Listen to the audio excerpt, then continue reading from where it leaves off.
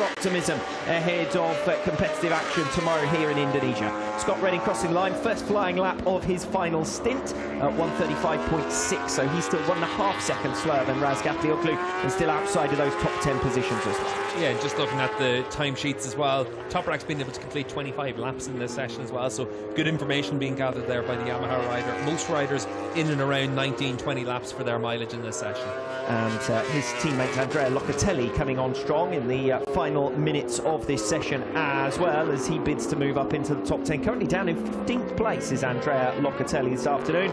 From Paul Denning talking in terms of a slightly different structure to his Friday and to his weekend, so we'll see how that plays out in the final minutes of FP2. Locatelli coming towards the line here to move P7, new personal best sub 1:35, so that's 7 riders now who've gone into the 1:34s, and Alvaro Bautista might be about to become the first rider to go into the 1:33s if he can hook it up through this final sector, because he's a 1/10 of a second better than where Toprak Razgatlioglu was on his fastest lap at the same point, and he is coming through the final 2 turns now. Jonathan Rea directly in front of him on track as a bit of a reference point, too far away to give him any slipstream advantage or anything like that as Bautista comes to the line. And for Bautista, he was the fastest rider of all in sectors 2, 3 and 4 on that lap, so he's as close as you get to that ideal lap time as well for the fastest time for the day, and that's impressive stuff from Alvaro. Well, and a new personal best in sector 1 as well from Bautista on that lap, so making real progress. Alvaro Bautista all in one go.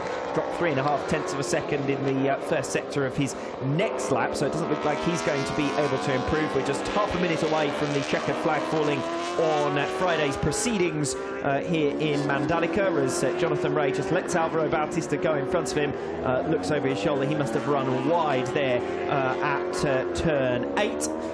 So Jonathan Rea then leaving Bautista to continue on, but it does look as though Alvaro Bautista is going to be your fastest man in free practice 2 this afternoon, and that rather comes as a surprise because Toprak has been the man to beat for much of today. Yeah, and for Bautista, really good lap right at the end of the session to be able to do that. We saw his times as well on his second stint, very consistent. So Alvaro and Ducati doing a really good job here on the opening sessions of the weekend. As Scott Redding bails on his final lap.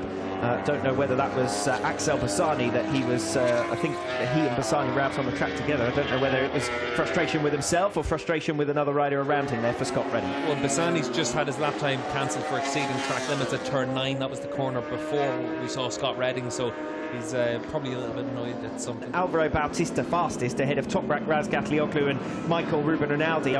Really strong afternoon as far as Ducati are concerned with Xavi.